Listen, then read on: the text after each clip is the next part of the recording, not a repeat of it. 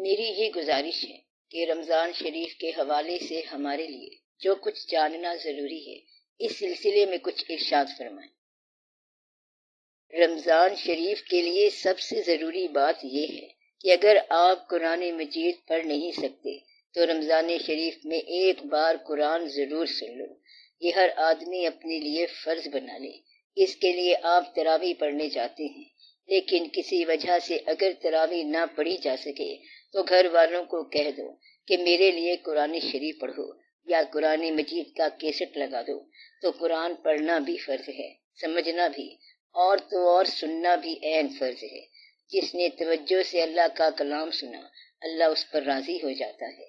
قرآن پاک اللہ تعالیٰ کا خوبصورت کلام ہے، لکھا ہوا ہے، پڑھا جاتا ہے، اور یہ کلام تمہاری دنیا کی بہتری کے لیے بھی ہے اور عاقبت کے لیے بھی ہے۔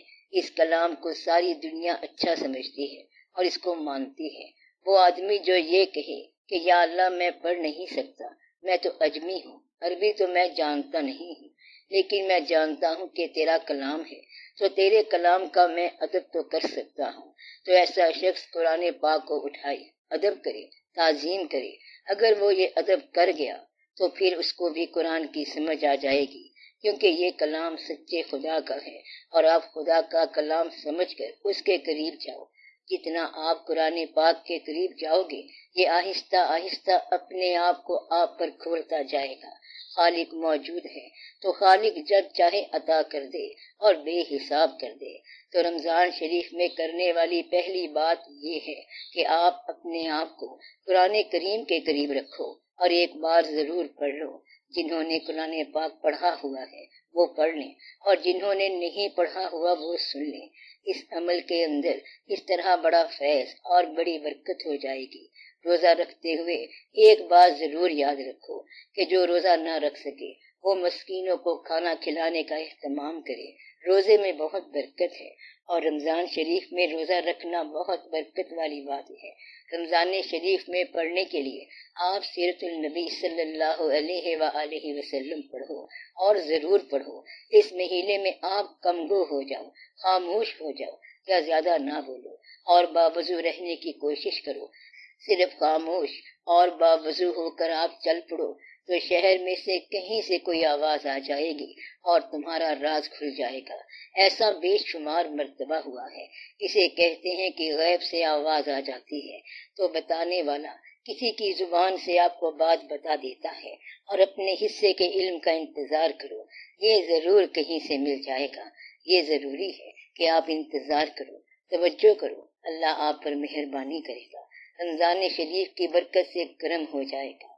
حضور کوئی ایسا نسخہ فرمائیے جس سے رات کا جاگنا میسر آئے اور رات آسان ہو جائے۔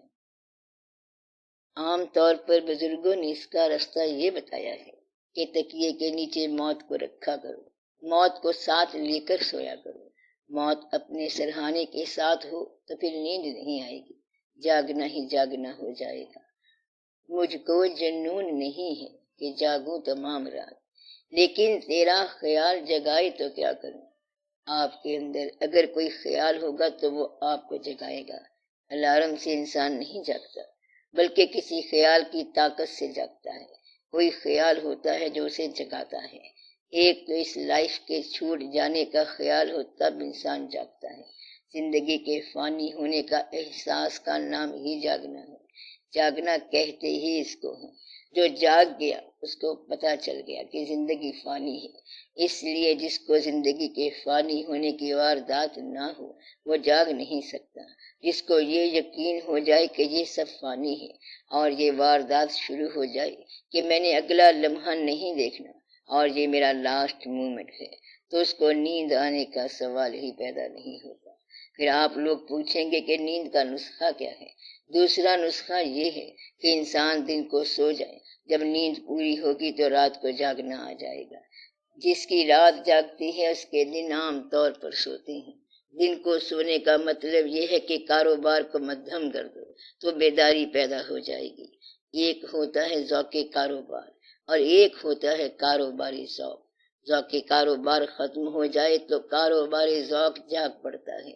مقصد یہ کہ رات اس وقت جاگتی ہے جب دن کا شعبہ ختم ہو جائے۔ کاروبار کرنا، پریشان ہونا اور زندگی کے کاموں میں الجھ جانا، مثلاً مکان میں سفیدیاں ہو رہی ہیں، سبزی آج نہیں ملی، گوشت مہنگا ہو گیا ہے وغیرہ۔ بازار مہنگا ہو یا نہ ہو، کوئی صحت مند ہو یا کوئی بیمار ہو، یہ چھوٹے چھوٹے واقعات آپ کے ذہن پر تاثر دینا بند کر دیں گے۔ جب آپ ان سارے واقعات سے نکل جائیں گے تو پھر آپ کہیں گے، مجھے آہو فغان نیم شب کا پھر پیام آیا۔ مقصد یہ کہ رات ان لوگوں کی جاگتی ہے جن میں فکر موجود ہو، جن میں واردات موجود ہو اور جن میں رقت ہو۔ آنسو والے کے لیے رات جاگتی ہے۔ اگر معمول کی عبادت کرنی ہے تو 5 نمازیں بہت ہیں۔ اگر معمول سے ہٹ کر کچھ دریافت کرنے کی کوئی تمنا ہے تو پھر یہ کیفیت ہوگی کہ یا میں نہیں یا گردش افلاک نہیں ہے، تو پھر خود بخود جاگ آ جائے گی۔ زندگی میں کوئی مسئلہ پیدا ہو جائے تو پھر نیند نہیں آتی۔ اس لیے اگر مسئلہ خالی عبادت ہے تو پھر آپ اس کے رحم کے حوالے سے سو جاتے ہو۔ اگر آپ نے اسے دریافت کرنا ہے تو یہ محبت کا کھیل ہے، اس میں تو رات کو جاگ ضرور آ جائے گی۔ خالی رحمت کے طلبگار کا جاگنا کوئی بات نہیں ہے۔ اگر آپ خالی طلبگار رحمت ہیں تو پھر جاگے بغیر بھی خیر ہے۔ اگر آپ کو کچھ دریافت کرنا ہے تو پھر بیداری ہونی چاہیے۔ دریافت کے لیے جاگنا ضروری ہے۔ نیند غفلت کا نام ہے۔ جب انسان غافل ہو جائے تو زندگی ایک نیند ہے۔ اگر زندگی کا پتہ نہ چلے تو یہ ساری غفلت ہی غفلت ہے۔ اگر دل میں آنکھیں کھلی رہیں مگر شعور نہ ہو تو پھر بھی نیند ہی نیند ہے۔ مطلب یہ کہ شعور بیدار ہونا چاہیے، صرف جاگنا کافی نہیں ہے۔ حضور والا، انسانی فطرت میں کیا کیا چیزیں آتی ہیں؟ انسانی فطرت میں پہلی بات یہ ہے کہ آپ تنہائی میں کیسے بہیو کر رہے ہو، کیا عمل کرتے ہو، یعنی how you behave in your loneliness. اور دوسری چیز یہ ہے کہ آپ سوسائٹی میں کیسے بہیو کرتے ہو، یعنی لوگوں کے ساتھ کیا سلوک کرتے ہیں۔ سر، ہمیں اپنی تنہائی میں کیسے بہیو کرنا چاہیے؟ آپ یہ دیکھو کہ آپ اس صورت میں کیا عمل کرتے ہیں، لوگوں کے ساتھ کیا کرتے ہیں۔ آپ اپنے گناہ پر کبھی گواہ نہ بناؤ۔ اگر کسی جگہ جنگل میں کوئی چیز پڑی ہوئی ہے اور وہ چیز آپ کی نہیں ہے تو 1000 بار پڑی رہے، آپ اس چیز سے آگے نکل جاؤ۔ ایسا شخص نیک ہوتا ہے، اس کی تنہائی نیک ہوتی ہے۔ وہ آدمی جو تنہائی کا مومن ہے وہی اصل مومن ہے۔ مومن کی تعریف میں نے آپ کو بتا دی ہے کہ جو لوگوں کے لیے نقصان دینا ہو تو پہلا کرنے والا کام یہ ہے کہ تیرے ہاتھ سے کسی کو نقصان نہ پہنچے، اور ولی وہ شخص ہے جس کے ہاتھ سے لوگوں کو فائدہ پہنچے۔ یعنی پہلے تو آپ بے ضرر ہو جاؤ اور پھر لوگوں کے لیے منفعت بخش ہو جاؤ۔ تنہائی میں آپ کے دل سے کسی کے حق میں بد دعا نہ نکلے، ایسی تنہائی اچھی ہوتی ہے۔ اور اس کو لوگوں نے بیان کیا ہے کہ سب سے اچھا وہ ہے کہ جس کا عیش کا زمانہ ہو اور وہ خوف خدا پر قائم رہے، یعنی پیسے کا دور ہو، فراوانی ہو لیکن خوف خدا ہو اور مغرور نہ ہو، یا تنگی کا زمانہ آ جائے تو پھر بھی ایسا انسان مائنڈ نہ کرے، اچھے دنوں کی امید میں سفر کرتا جائے، خدا پر اعتبار کرے اور اللہ کی رحمت سے مایوس نہ ہو۔ اب آپ دعا کرو، یا رب العالمین رحم فرما، اپنا فضل فرما دے، یا اللہ تکلیفوں سے آزاد کر دے، یا اللہ احتیاج سے آزاد کر دے، یا اللہ غریبی سے بچا، یا اللہ اپنا خاص کرم فرما، یا اللہ معافی دے دے، یا اللہ اب اچھے زمانے آ جائیں۔ آمین بھی رحمت کا یا ارحم الراحمین۔